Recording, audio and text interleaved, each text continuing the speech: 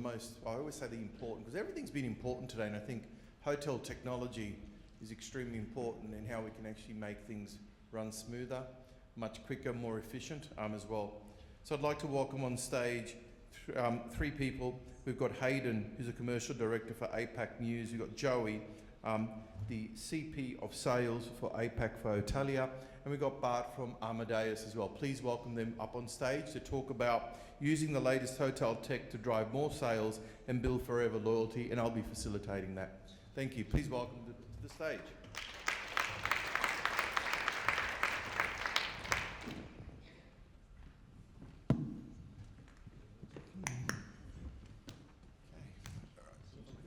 Me, I don't get it. Come on, you want me to sit next to you? No, Where are the drinks, Adrian? Sorry? Here we go. All right. So we are the only 4 people in the room holding everyone else back from drinks, you know that. Don't say that. We know, it is for fact. Maybe we should bring the drinks out in here, no, but anyway, seriously. Thank you very much for being part of the panel talking about the latest hotel tech, drive more sales and build forever loyalty as well. So question to the panel, what technology trends are you seeing to better enable hotels to capture more lifetime value from guests, something that sort of was brought up in the last panel? I'll start. Look, there's lots of areas at the moment where we see tech coming in our business. I mean, everybody has the mouthful of AI. Obviously, we try to integrate into any solutions, and I often find when we talk AI, it seems to be this, this new hype, and it probably is a bit. But at the same time, AI should be an enhancer of the solutions and what you do today, because AI, what it does is it grabs data from different places much quicker than any human can do, and then helps to optimize existing solutions. And I guess chatbots, for instance, are one of those main implementations at the moment for, AI, yeah, I know. Yep, very good. Otherwise, there's many other. Biometrics is one of them. Yep. Yeah. Joe? For me, I think it's like with AI, there are 3 words, like more personalized recommendations, right, to the hotels. You have AI algorithms these days that can analyze things from like guest preferences.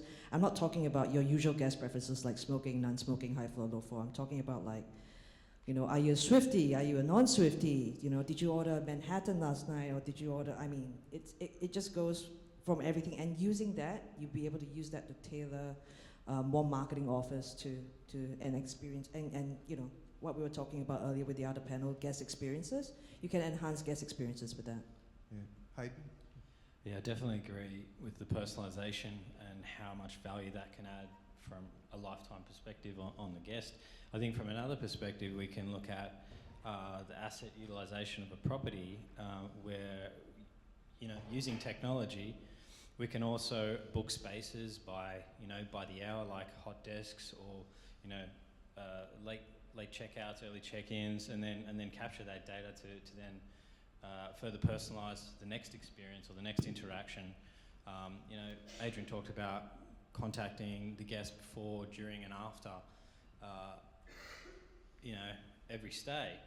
And I think it's critical to be touching them with information or that's relevant to them based on having rich guest profiles. Yep, and that can all be automated through technology, yet I still don't see that enough is being spent in technology. And always get the question, I mean, even we're a marketing agency, people ask us, what PMS and what should we do and everything, and I sometimes feel they may overspend or underspend on technology as well. And sometimes, I went to a conference, TED's Tech Conference in Sydney recently, and there was a gentleman up there from Citizen M, and an amazing story. If you get the video, I've actually got the video of how you say not enough hotels are spending enough, the right capital where it's supposed to be. They're spending, $200-300 grand on in-room, the lighting controls, where people just want normal switches. You know what I mean? So, I mean, they work here, by the way, but they've also, my iPad's stuck last night, and I'm just like, I want the lights out. And then I found the manual switches, but again, it's really understanding. It's just like a circus out there, a jungle of what to spend on as well. But touching a little bit on AI, I mean, is it hype? How can we use it? Can't we use it?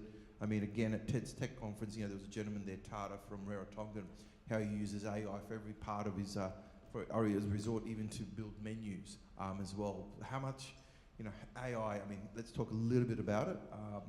Good, bad, how do you use it? Do you use it? Don't you use it?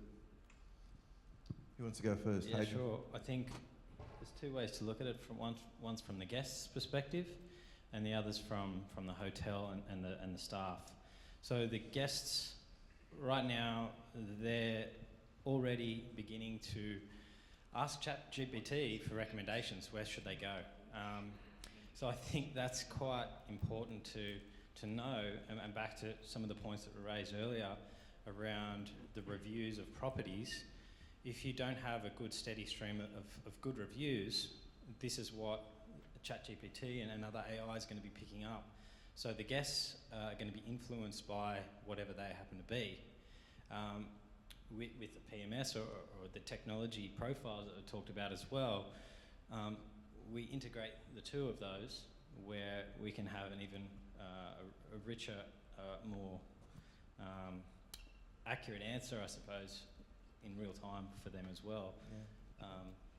And just to go on with respect to, for the staff, you know, the staff also can benefit from AI. So, for example, within an interface of PMS or that system, asking a question and getting a response, like how do I create a booking, or how do I change a rate, or, you know, asking and receiving a response that's accurate and up to date. Anyone else would add to that? Or? Oh yeah, I was going to straight away jump into that one, is that, for instance, in our platforms, we start to use AI internally as well to train and educate staff. So in systems, to make it just easier, for instance, we have a solution, Agency 360. It helps to analyze a lot of data for sales and revenue managers. But it's obviously a bit, you know, you need to be at times a bit familiar to go granular, to go into the nitty-gritty detail, where we now are using AI. So revenue and sales people can ask the system, just spit me out my main targets, for instance. Yeah. Joe, you don't have Yeah, anything, just or? to add to that, so we at Otelier, we have a BI tool that incorporates AI. So basically you can go in and use AI as a predictive analyst, where you can go in and ask the hotel, basically ask the system, how did I do in terms of room nights average rate this year versus last year versus same period in time? So you have all these data capabilities. So do you think technology's evolved to support a better guest journey or leading to increased loyalty? And we're talking a little about AI and how the internal, I mean, has it caused confusion? Because, I mean, we're talking all about AI, and I think probably half the people in this room are small operators, don't even know what we're talking about up here sometimes. I mean, so firstly, do you think technology has evolved to support a better digital guest journey, leading to increased loyalty? Yeah, I think starting with the technology that has been around for a little while, but you know, online check-in, online check-out, that's definitely improved the guest journey. It's not just for the guest, and once again, we're looking from what's the value to the guest, what's the value to the hotel, and to the guests, they give the card once, the card information once, they've signed the registration card, they're in the property, they've given all their details. Depending if you have an integration with a key, a door lock system or whatnot, you may already have your code to your door on your phone. That type of technology has definitely improved the lives of those who don't want to deal with the front desk, don't want to line up, but they just want to... But you still have to have the traditional model, because I've seen some hotels, I won't mention them, that you can only, they don't, I'm not saying have a receptionist, but everything is via your app, and that to me shits me. Sorry, I mean, I still like, you know, the good old card in my pocket that, you know, sometimes you lose the magnetic, you know, of it when you're trying to get in the lift or something. So I think having that option and not really alienating the people who still like the old traditional way. So what do you think? The human interaction. We are absolutely. Yeah, we are a people industry. Yeah, I mean, I still like going to check-in and saying, "Hi, can I have a room upgrade?" You know, it's that sort of stuff. So I don't think you should lose that. But there are some people who just can't be bothered, you know, as well. So yeah, Hayden, and just to add also, it's all about giving options. So you may have a kiosk as well as online check-in option. Correct. Yep. And then you've got a person at the desk who they don't have to deal with. You know, you don't have to look at the top of their head while they punch in information and whatnot. Instead, they're like, "How you going, Adrian? Do you want a glass of Shiraz? You had one at the last property at 5 o'clock," and you have pop-up information coming into your system where the person who works at the property hasn't even clicked a button. But this kind of information is now becoming available thanks to AI. Yeah, no, definitely. So, did you want to add something, Joe? Yeah, just really quickly. So one of our primary focuses as a company is to basically automate all those on-property tasks that GMs, your revenue leaders, your sales and marketing leaders traditionally are doing manually. When I say automate, talking about things like automating your night audit processes. I mean, how much paper, who here has actually done a night audit before? Yeah. How many reams of paper do you go through printing those night audit reports? Quite a fair bit, right? So, automating, so it's traditional. You still have to do it, but rather than having to print it out, you can automate that process by, using technology. So we're talking a little bit about technology here as well, and I think it was brought up, I think by you, Hayden, or something this morning, I can't remember. It was asked, how much, the whole changing of PMS is like someone ripping the heart out of a hotel and starting again. Do you see the evolutions of, vendors working together, better to solve hoteliers' challenges as well? I think it's are they all more working together? They're not working together? Are there too many out there? It's a jungle out there, really. What do you think? I definitely agree that there's a lot, but I definitely believe that, we're seeing working together as beneficial for the customer, beneficial for the partners, because you can't be an all-in-one. We are the best at everything for every customer in every market solution. We're an open API environment, which allows for relationships like that, where we have experts come from, third-party vendors who can help the customer better. Yeah, Hayden and I were just talking about it backstage, where essentially we were talking about how we can work together. And vendors do this, right? It is a jungle out there, you're absolutely right, but because they're an open API, as Otelier, we find it easier to work with them because they have an open API. It is a good platform to work on. And it's getting harder, I think, for API. Years ago, there was no one had API. We use APIs to integrate booking systems, and before it was like, nah. Now everyone's sort of like virtually open up their APIs, and I think that is a solution, or I think you need to have that to be open to flexibility and integration and make it easy for anyone to come on board and work with that person. So. Yeah. It's what customers are asking. Yep. Eventually, because they, you want to avoid that you're getting, I guess, too much of a patchwork. So if there's nice, seamless integrations, then you're getting a lot better results, and eventually it's going to improve. So as I was saying before, it's like when you change the PMS. With the high frequency of turnover in hotels, how can we make our systems easier to learn and operate? Because that's a big challenge. In particular, for I've seen, we do marketing and websites, but we don't. I've seen. Some of our customers get a new PMS and it's just like days and weeks where it's just troubleshooting and everything. And how can we solve that? Because that's a big thing.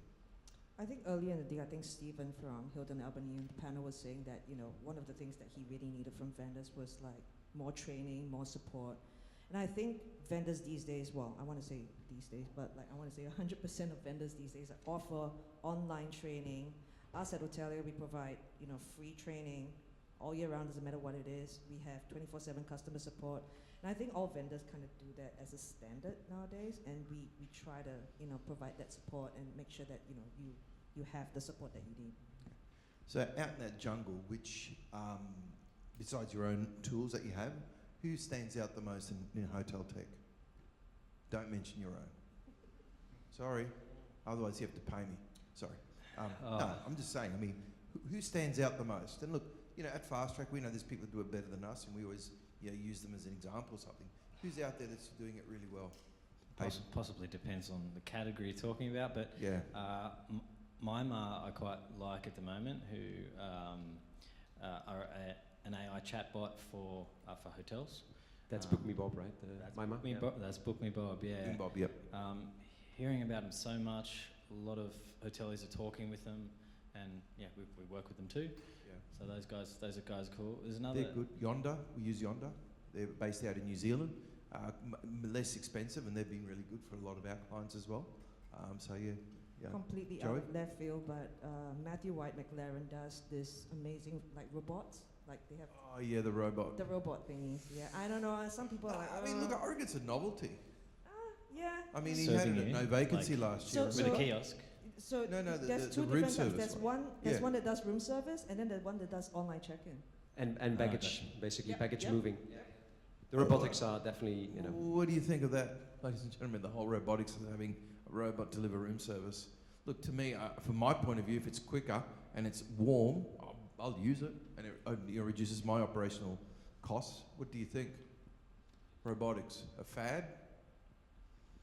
Okay, everyone's blank. Okay, all right, next question.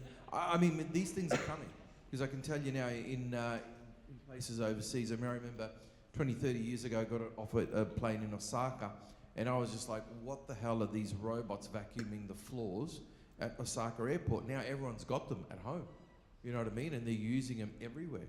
So I think it's really adapting to the technologies out there and being open to it, I think is more important than ever before as well. So, okay, so when selecting the next hotel tech vendor to help drive sales and amazing customer experiences, what should one be paying attention to? I mean, that's a question for everyone, because we've got small operators here and large operators. What's one thing they should be paying attention to? I'll start and then fill in, please.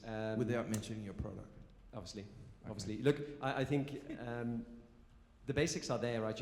When you're choosing or looking for a new vendor, is, you know, cost is an aspect, functionality, you know, the UI, both for the user as well as the customer, because they need to, you know, you need to make sure that they find it easy to use. And then there's the connections or the integrations, the options or the capabilities to personalize. But I think a very important factor to look at is what are the capabilities to drive revenue, because in the end it's about feeding bottom line, right? So that, I think that's, to start with, already very key factors. And then try to work as much as possible in connected solutions, as seamless as possible. So there's integrations between the solutions, so you lower the risk, and we're all very good at that. We lower the risk as a hotel to get stuck into, you know, issues between vendors or connection issues, which is ultimately, you know, nobody wants to be there. So those would be my, I guess, first key recommendations there. Yep, Joe? Yeah, to add on to that, I think it all boils down to, I'm putting on my hotelier hat, but if you're a hotelier, does the tech that you're looking for, does it address your pain points? Don't worry about the integrations, don't worry about the cost. Does it actually address what you need? I think that's the top of the thing that you should be looking for when you're looking for a tech vendor. Yep. Hayden? Highly agree. Definitely, I hear a lot of connectivity being at the top, in addition to capabilities and everything else. Does it support the need? So connectivity is a big one, but also ongoing support and onboarding. I mean, onboarding is definitely a question that comes up. What's that going to look like? Are there multiple options, on-site, off-site, digital, do-it-yourself? What does it cost? But you know, our job, I guess, is to talk with hoteliers and understand how much support are they going to need based on the resources they have, and based on the amount of time, which we've literally listed out, as to how much time you'll need for each onboarding. I mean, from our side, I mean, we still think websites, and we do websites, we do marketing, everything, but I still think, you know, websites, the amount of people amount of money people are prepared to pay for websites is actually really bad. Because to me, your website is really what should be deriving the most revenue. And people come to us and say, I've got $5,000 or $10,000. It really depends on the property you are. But really, you know, to me, you pay for what you get, we find. And I mean, you know, also the support, you know, some of the websites that we build, I mean, they're $500,000, you know, some of them, but they're generating $1 million a week or something. We have to provide that service level. You know, we've got a P1, P2, P3 level of support as well. But some people come to us, you know, they've got, you know, 40 hotels and said we've got $15,000 to spend on a website. I mean, again, you know, that to me is like, sorry, we won't take them on, because we won't do them a, you know, service as well. So I think it's really important, really understanding how much capex you need to put in all your tech. And I think that's not just you know, the tech that you have in your front office, your PMS, you know, your distribution as well, but also your websites as well, I think is extremely important. So what do you see as the top travel tech trends at the moment? I mean, there's so many out there. And you see technology changing the travel and tourism industry. And how is it? Two-pronged question, but it's actually one. Come on. Look, there's so much changing. You know, there has been so much changing. If you look at where we were just a few years back, we don't even have to go 10 years back. You know, technology has helped all of us in our day-to-day and in our businesses to drive more revenue, to create more loyalty, to create just more proximity to the customers. So yeah, I would say definitely the solutions that drive revenue and that drive that loyalty and proximity. I think that's probably the main changes at the moment, because there's clearly a need, and what we heard as well, like Gen Z has a 2.5 times higher requirement to feel connected to a brand, to feel that's the brand for them. So and then the ecological part attaches to that as well. And I think every different demographic has got a different need of engagement and personalisation we'll touch on as well. So Hayden and Joe, that question there, what the top tech trends and how do you see technology changing travel and tourism? Like very recently, or I want to say more recently, I think people are now so the hoteliers are more softening up to the idea of automation in general. Yeah.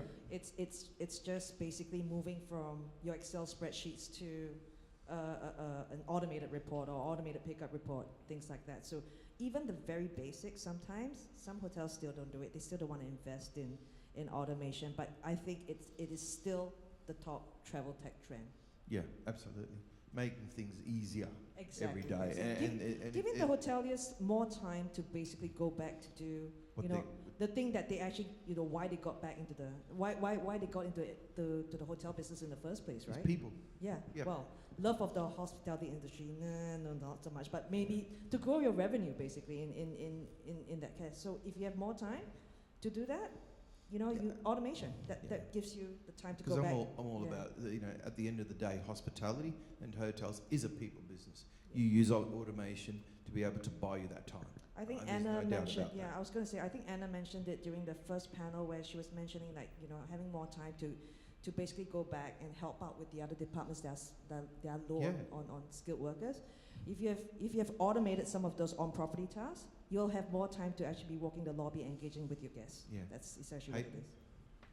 I massively agree with that, and that's kind of the purpose of our technology is to automate operational tasks and things that are inefficient, whether that be having multiple settlement rules, only taking a card one time instead of several times throughout the journey, and I still think ChatGPT and everything in regards to knowing you before you know what you want.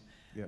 Ronnie Cheng, I think, said it pretty well in a comedy recently, but I think that's definitely a big trend. Talk a little bit about personalisation, Bert. Personalisation can prove difficult, but it often acts as an accelerator of guest loyalty and repeat sales. In your opinion, how do you best achieve this? Because to me, I'm all about marketing the right message through to the right person at the right time. Correct. Yeah, and it's an extension. It's marketing 101. Yep. When I did marketing 20, 30 years ago. Yeah, definitely.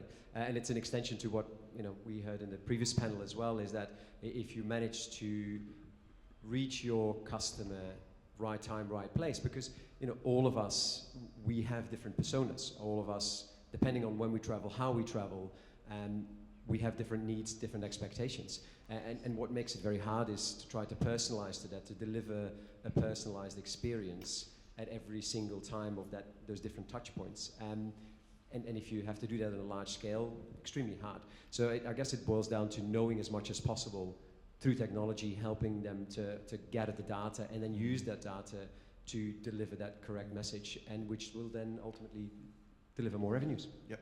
Happy customers. Joey, Hayden, you want to answer that? Personalisation?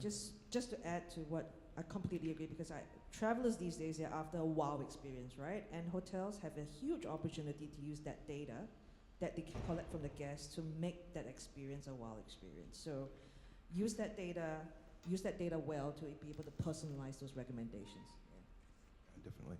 Hayden, no, that's fine. Let's talk a little bit more about direct bookings. More direct bookings are the goal for any hotel. When have you, when you are advising your hotel customers, what do you recommend them is the best capture incremental direct bookings? What's the best way? Bert? Yeah, okay. Look, when I talk and I guess consult in a way, hotels I speak with, is very often I walk through the customer journey, and then it often starts with the browser. Your search engine optimization is key, because that drives your organic search, and if you don't have that, you won't have that. and then logically a good website like we just mentioned as well.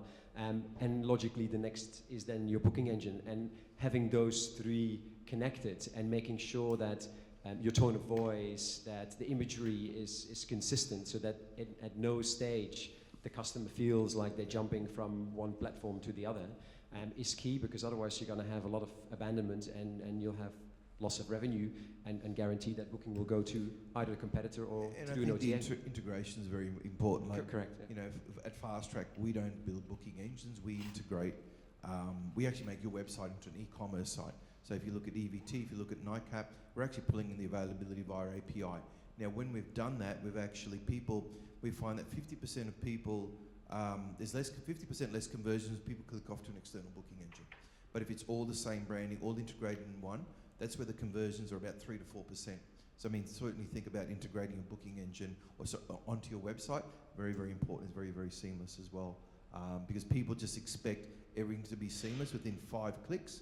Very important. You want to add anyone to add to that, or no? Okay, No, I was going to say, you stole the words out of my mouth. It has to be as seamless as possible in order to get that direct booking. Yeah, no, definitely. Let's talk a little bit about in-room hotel tech. When is too much? I know this is not the questions, but I thought I'd turn it up because my iPad didn't work last time when I wanted to turn the lights off. When is too much, and when is too little in-room hotel tech? Because I see a lot of hotels spending a lot of money on hotel tech. And look, don't get me wrong, the Crown was amazing. Honestly, the rooms, who's staying here? I mean, they're fantastic. It's really, really nice. But sometimes things just don't work, and there needs to be a manual option. When's too much tech in-room tech too much? Yeah, I think first things first, make sure the Wi-Fi is good. Absolutely. Yeah. Absolutely. If that's not working, then nothing matters. It's like the coffee right? thing, isn't it? You mentioned the coffee thing. Make sure you have good coffee. That is so important. Yeah. Sorry. It is in this country for sure. You mentioned Citizen M earlier. I stayed there in London, and it was really good. But I noticed exactly what you said. I couldn't figure out the lights.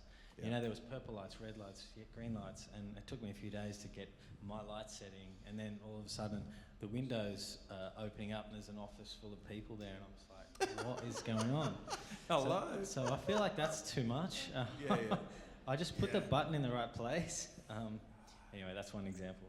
Yeah. Joey. Yeah. I think for me, I stayed in a hotel once in Japan that had this fancy ass toilets. I don't know if you guys have seen those toilets.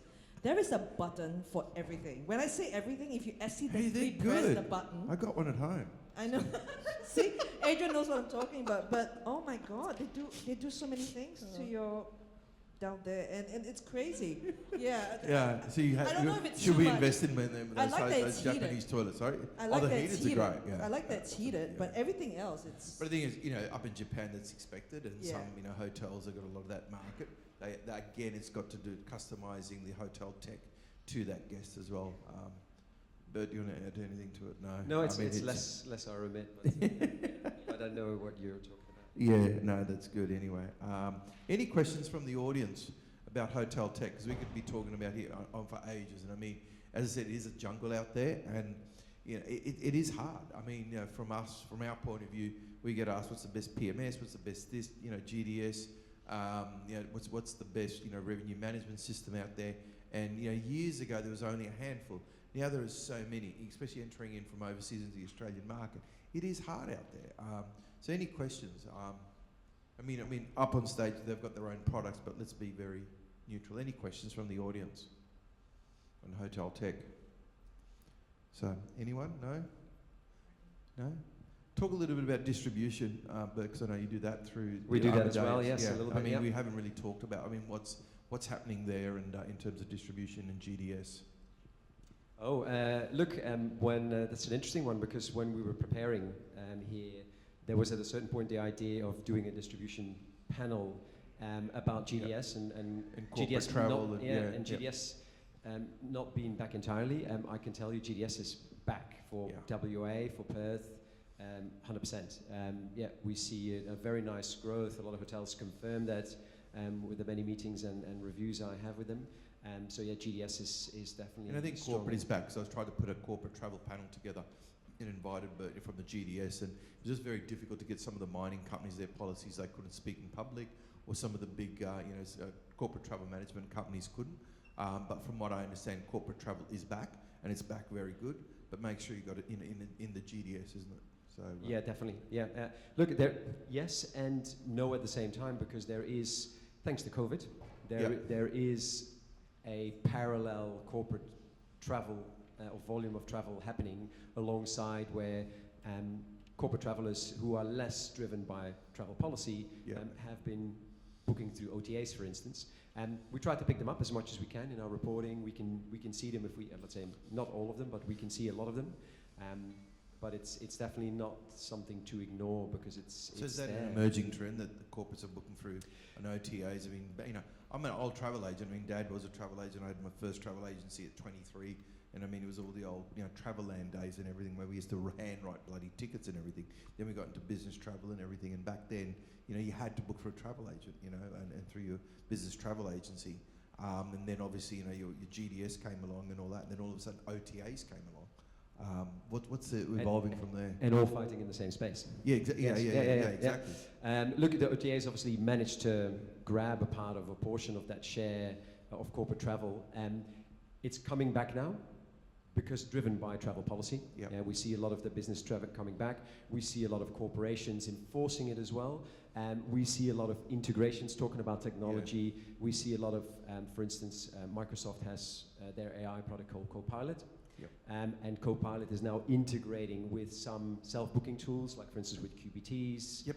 And as a result, we see a bit of a reverse movement now, where more and more corporate travel is going back through GDS, but it's going to coexist. If you ask me, it's not going to disappear. Because I think we're creatures of habit, and I think we're always going to book from corporate travel. Bugger the travel policy. I can get it cheaper on Expedia. I think Expedia had a corporate travel program tapped, didn't it? Yep. TAAP. I don't know if it's still around or something. So not sure anyway. So any more questions? Because there's drinks waiting for us. So drinks. All right, ladies and gentlemen, please thank my distinguished panel. Thank you.